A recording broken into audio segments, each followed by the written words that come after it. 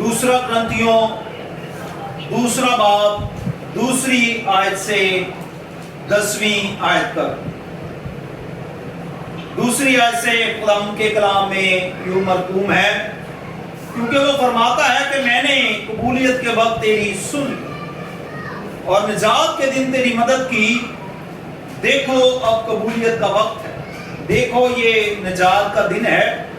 हम किसी बात में ठोकर खाने का कोई मौका नहीं देते ताकि हमारी खिदमत पर हरफ ना आए, बल्कि खुदा के खादमों की तरह हर बात से अपनी खूबी जाहिर करते हैं। बड़े सब्र से, मुसीबत से, एहतियाज से, तंगी से, कोड़े खाने से, कैद होने से, हंगामों से, मेहनतों से, बेदारी से, फाकों से, पाकीज़गी से, इल्म से, तहम्मुल से, मेहरबानी से, रूहुल कुद्स से, बेरिया मोहब्बत से, कलाम हक से, खुदा की कुदरत से, रास्तबाजी के हथियारों के वसीला से जो दाहिने बाएं हैं, इज्जत और बेइज्जती के वसीला से, बदनामी और नेक नामी के वसीला से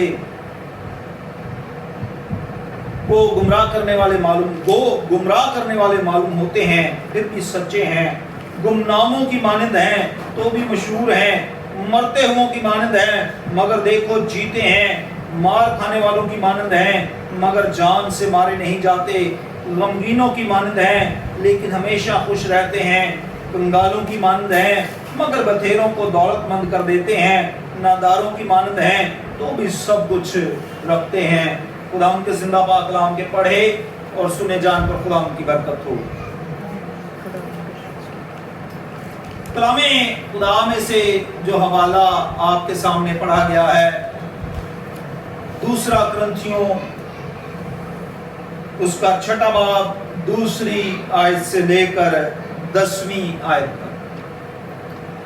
हम जानते हैं कि खतूत में सबसे ज्यादा खतूत जो हैं वो मुकद्दस पौलुस रसूल और कुरिन्थुस की कलीसिया को पौलुस रसूल तकरीबन 3 खत लिखता, लेकिन कलामे खुदा में तरतीब के लिहाज से इन तीनों को 2 खतूत में यकजा करके समाया गया और ये खुदा के पाक रूह की मदद और रहनुमाई से ऐसा किया गया। पौलुस रसूल जिस बात को बयान करना चाहते हैं वो ये है कि हालात कभी भी ठीक नहीं। हर दौर अपने दौर में जदीद होता है और हर दौर अपने साथ हालात की मुख्तलिफ अंदाज में मुश्किलात को सामने लाता है। हम जिस दुनिया में जिंदा हैं या इस वक्त जिंदगी को बसर कर रहे हैं, हम समझते हैं शायद हमसे पहले के लोग मुश्किलात में, शायद जो मुश्किलात जिन प्रॉब्लम्स का हमें सामना है वो दूसरे लोगों को उसका सामना ना। लेकिन कलामे खुदा इस बात की नफी करता है। कलामे खुदा इसके मुतल्लिक हमें कुछ और बात बयान करता है। वो ये है, सबसे पहले हम पुराने अहदनामा में से देखें। पुराने अहदनामा में से खुरूज की किताब को अगर आप देखें मेरे साथ, उसका हवाला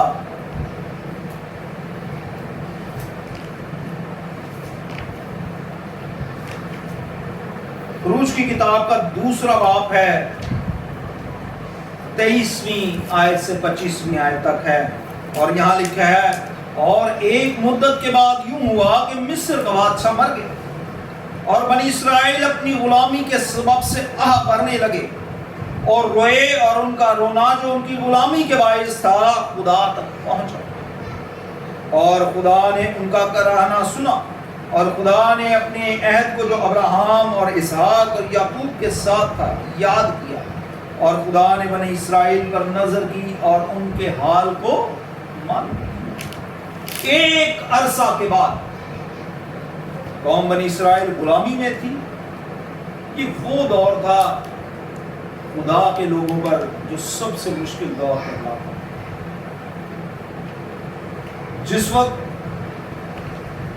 نہ وہ اپنی مرضی سے اٹھ سکتے تھے، نہ اپنی مرضی سے سو سکتے تھے، نہ وہ اپنی مرضی سے کھا سکتے تھے، نہ وہ اپنی مرضی سے پی سکتے تھے، اور نہ وہ اپنی مرضی سے کچھ پہن سکتے تھے۔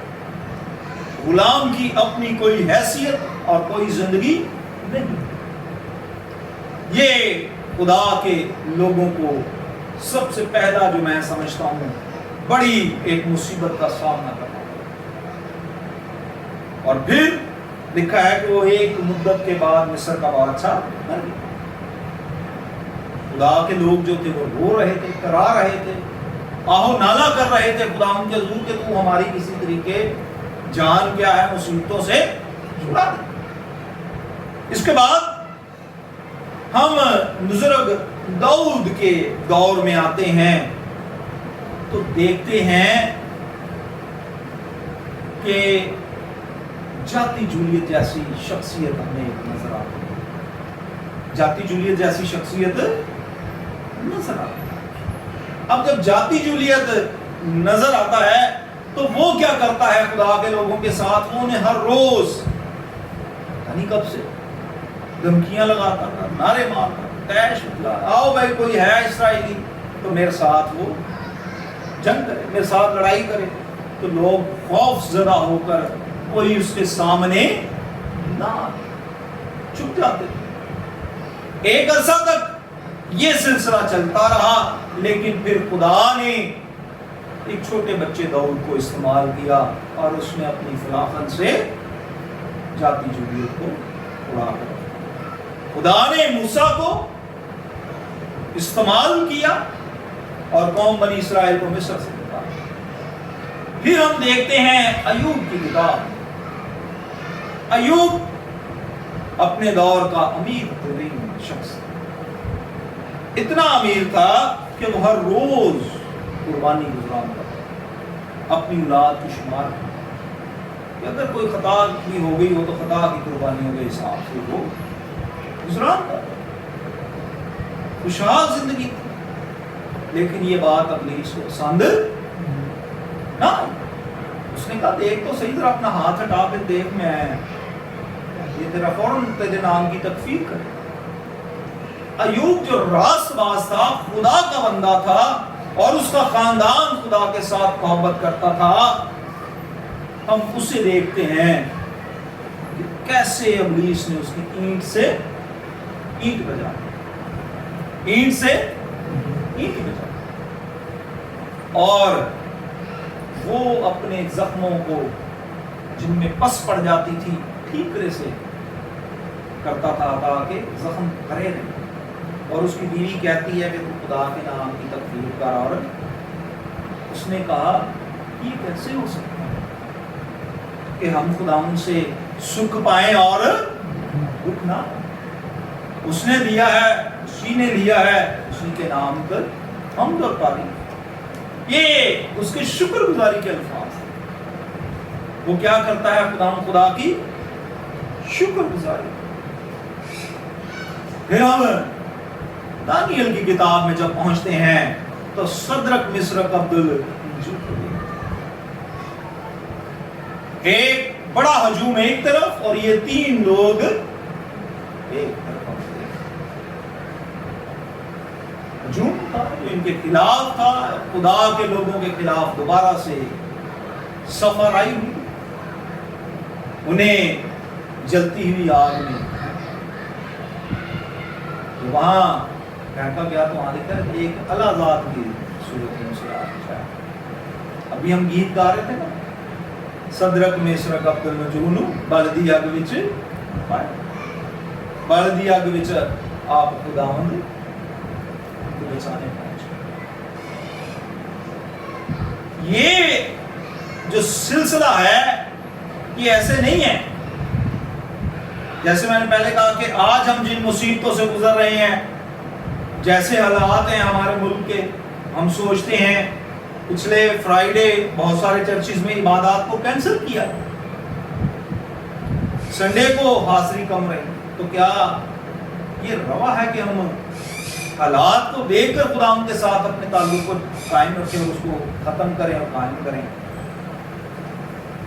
اس بات کو آج ہم خدا کے کلام میں سے سیکھیں کہ شروع سے خدا کے لوگ ہمیشہ انہی مشکلات کا سامنا کرتے ہیں۔ رسولوں میں سے ہم دیکھتے ہیں، رسولوں کی اعمال کی کتاب میں، کہ پطرس جو ہے وہ کس طرح قید خانے میں، کیوں کر وہ قید خانے میں تھا؟ اس نے چوری کی تھی؟ اس نے کوئی فراڈ کیا تھا؟ کسی کو لوٹا تھا؟ نہیں، بلکہ اس لیے کہ وہ خدا کی خدمت کے کام کو سر انجام دے، بلکہ اس لیے کہ وہ لوگوں کو خدا یسوع کے نام سے شفا دیتا، ان کی نجات کے کام کو کر رہا تھا، اس کے لیے روحوں کو وہ جیت رہا تھا۔ اور یہ بات ابلیس کو اور اس کے لوگوں کو پسند قید خانے میں ڈال دیا، اور اسے سزا۔ اسی طرح بہت سارے اور ہوتا جو حوالہ پڑھا گیا ہے، وہ دوسرے کرنتھیوں میں سے 6 باب میں سے یہاں لکھا ہے 4 آیت سے، بلکہ خدا کے خادموں کی طرح ہر بات سے اپنی خوبی ظاہر کرتے ہیں، بڑے صبر سے، مصیبت سے، احتیاج سے، تنگی سے، کوڑے کھانے سے، قید ہونے سے، ہنگاموں سے، محنتوں سے، بیداری سے، فاقوں سے۔ خدا کے لوگ فاقہ زنی کرتے رہے، خدا کے لوگ کوڑے کھاتے رہے، خدا کے لوگ قید خانوں میں جاتے رہے ہیں، لیکن خدا کے خادم جو ہے وہ خدمت سے باز نہیں آتے رہے، بلکہ وہ خدمت میں بالکل اسی طرح مشغول رہے جس طرح ہم کر رہے ہیں۔ وہ کہتا ہے کہ یہ باتیں ہمیں روک نہیں سکتی، یہ باتیں ہمیں روک نہیں سکتی۔ جیسے میں نے پہلے کہہ رہا تھا کہ یہ شروع سے جو ہے یہ معاملات چلتے آئے ہیں۔ زبور 2 کی پہلی آیت میں لکھا ہے، قومیں کس لیے طیش میں ہیں اور لوگ کیوں باطل خیال بار۔ خداوند اور اس کے مسیح کے خلاف زمین کے بادشاہ سفرائی کر کے اور حاکم آپس میں مشورہ کر کے کہتے ہیں، آؤ ہم ان کے بندھن توڑ ڈالیں اور ان کی رسیاں اپنے اوپر سے اتار دیں۔ آؤ ان کے بندھن توڑ ڈالیں اور ان کی رسیاں اپنے اوپر سے۔ قومیں کس لیے طیش میں ہیں؟ ابھی ہم سیکھ رہے تھے کہ جاتی جولیت کیا کر رہا تھا؟ طیش دلا رہا تھا، ہے بھائی کوئی اسرائیل نعرے مارتا تو کوئی بندہ سامنے نہیں آتا۔ ٹھیک، یسوع مسیح کے دور میں، یسوع مسیح کے ساتھ جسے جو میرے اور آپ کی نجات دینے والا ہے، لوگ طیش میں تھے، کہتے تھے سلیپ، اسے کیا کرو؟ سلیپ۔ اس وقت بھی جلوس نکل رہے ہیں، اس وقت بھی رات کو عدالتیں کھل گئی، اس وقت بھی رات کو پیشیاں شروع ہو گئی۔ یہ کوئی نئے حالات نہیں ہے جن کا ہم سامنا کر رہے ہیں۔ ساری رات عدالتوں میں یسوع مسیح کی پیشیاں ہوتی ہیں۔ پھر ہم جب دیکھتے ہیں اپنے دور، تو آج بھی قومیں طیش میں، آج بھی مظاہرے ہو رہے ہیں۔ ابھی ہم نے پڑھا ہے نا ہنگاموں، گرنتھس کلیسیا کو لکھتا ہوا وہ لکھتا ہے،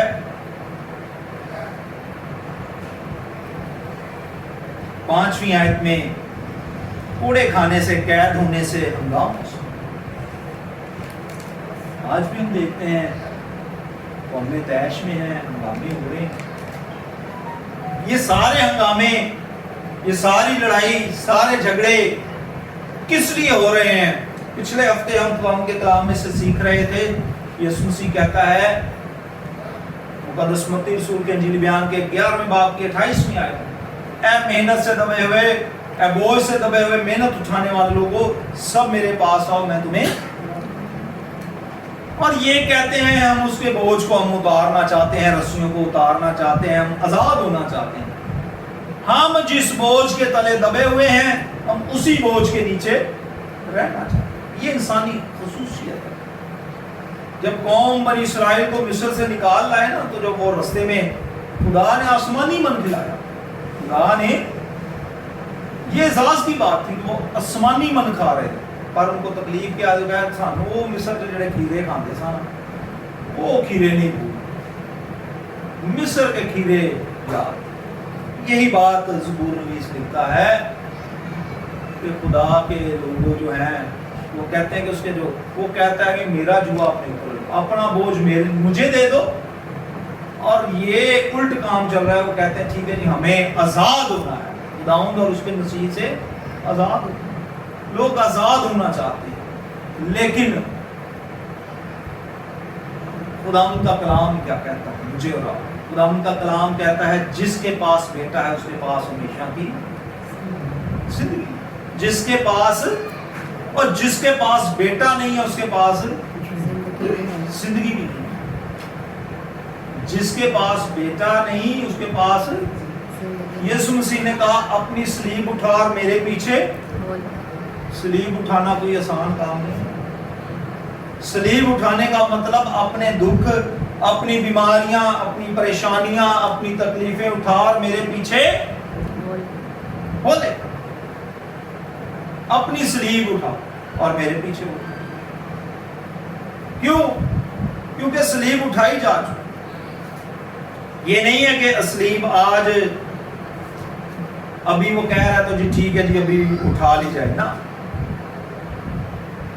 بلکہ اگر کرنتھس کی کلیسیا کے نام پولس رسول کا خط پہلا باب اس کی 18ویں آیت دیکھیں تو وہاں لکھا ہے کیونکہ صلیب کا پیغام ہلاک ہونے والوں کے نزدیک تو بے وقوفی ہے، مگر ہم نجات پانے والوں کے نزدیک خدا کی قدرت ہے، کیونکہ لکھا ہے میں حکیموں کی حکمت کو نیست اور عقل مندوں کی عقل کو رد کروں۔ صلیب کا پیغام جو ہے، جو لوگ ہلاک ہونے والے ہیں، جو اسے ہم سمجھتے ہیں یار یہ پاگل لوگ ہیں، یہ کیسے لوگ، یہ کوڑے کھا رہے ہیں، مصیبتوں میں ہیں، پریشانیوں میں ہیں، تکلیفوں میں ہیں، لیکن مسیح کا ساتھ نہیں چھوڑ، وہ بے وقوف سمجھتے ہیں۔ بعض دفعہ کسی کچھ لوگوں سے کبھی ملاقات ہو تو کہتے ہیں بھائی جی کسی سیانے کو دکھا، کسی سیانے سے مراد کسی ایسے شخص کو جو سمجھدار ہو، اس کا مطلب پھر یہ ہو، اور ہمیں وہ بے وقوف سمجھتے ہیں کہ ہم جو بے وقوف ہیں ہمیں کسی سیانے بندے کو دکھانا چاہیے۔ یہ صلیب کا پیغام جو بھی لے کے جائے گا وہ بے وقوفی کے ہے، لیکن در حقیقت ہم نجات یافتہ، در حقیقت ہم بے وقوف نہیں بلکہ خداوند نے ان کی عقل کو بند کیا۔ رومیوں کے خط کے پہلے باب میں لکھا ہے کہ جیسے خدا کی انہیں پرستش کرنی چاہیے تھی ویسے نہیں کی، اور خدا نے انہیں ایسی عقل کے حوالے کر دیا تاکہ وہ نالائق کر دیں۔ خدا چاہتا ہے کہ اس کے لوگ خادموں کی طرح خدمت کریں۔ کرنتھس کی کلیسیا کے نام جو خط آج کا حوالہ تھا اس میں لکھا ہوا ہے ہم کسی بات میں ٹھوکر کھانے کا کوئی موقع نہیں دیتے تاکہ ہماری خدمت پر حرف نہ آئے، بلکہ خدا کے خادموں کی طرح ہر بات سے اپنی خوبی ظاہر کرتے ہیں۔ ہمیں خدا کے خادموں کی طرح، جس طرح پچھلے خدام نے، یعنی کہ جو پہلے انبیاء کرام تھے، انہوں نے بڑے صبر سے مارے کھائیں، کوڑے کھائے، جتنے شاگرد تھے کسی نے کوئی ایسی اچھی موت نہیں ہے، زیادہ لوگ مرے، کسی کو آرے سے چیرا گیا ہے، کسی کو جلتے ہوئے تیل میں ڈال دیا گیا، کسی کے جسم کے ساتھ کچھ کیا گیا، کسی قسم کی موت آئی، لیکن وہ ان خادموں کی مثال دی جا رہی ہے، ان کی طرح میں برداشت کرنی ہے، صبر کرنا ہے، تنگی جیسے بھی حالات ہیں، ہمیں اپنے ایمان کو نہیں چھوڑنا، خدا کے ساتھ لپٹے رہنا ہے، خدا کے ساتھ اپنے کنیکشن کو مضبوط، اس کے پلو کو پکڑے رہنا، مضبوطی سے تھامے رہنا ہے، تاکہ اب جب جس زمانے میں ہیں، چھٹی آیت کا جو دوسرا حصہ وہاں لکھا ہے میں نے قبولیت کا وقت تیری سنی، اب نجات کے دن تیری مدد کی، دیکھو اب قبولیت کا وقت ہے، دیکھو یہ نجات کا نجات ان بہت جلد خدا یسوع مسیح دوبارہ اس دنیا میں آنے، ہمیں اس کی طرف اب فوکس کرنا ہے کہ وہ بہت جلد آنے والا ہے. جب وہ بہت جلد آنے والا ہے تو کیا میں نے اور آپ نے تیاری کی کہ وہ اگر آ جائے, آج ہی رات کو آ جائے, تو ہم نے کوئی ایسا اپنا حساب رکھا ہوا ہے کہ جو ہم دکھانے گے کہ جس ہمارا حساب ہے؟ کیونکہ یہاں لکھا ہے, میں اکثر کہتا ہوں کہ یہ صرف خدام نہیں, جب اس نے کہا کہ پس تم جا کر سب قوموں کو شاگرد بناؤ, تو سارے خادم ہو گئے. جب سارے خادم ہو گئے تو سب کے لیے یہ پھر آ گئی کہ محنت بھی کرنی ہے, واقعے بھی کرنے ہیں, تحمل بھی کرنی ہے, مہربانی بھی کرنی ہے, پیار محبت بھی رکھنی ہے, کلام خدا پر بھی عمل کرنا ہے. یہ سارے قوانین ان لوگوں کے لیے آ گئے. خدا ان سب لوگوں کو جو اس کے لوگ ہیں ان کی حفاظت, خدا ان کی مدد کرتا ہے, خدا انہیں بچاتا ہے جو اس کے خاطر. ہم اپنی آنکھوں کو بند کریں گے, سر کو جھکائیں گے, خدا ان کا آسمان کا ہم دعا کریں گے.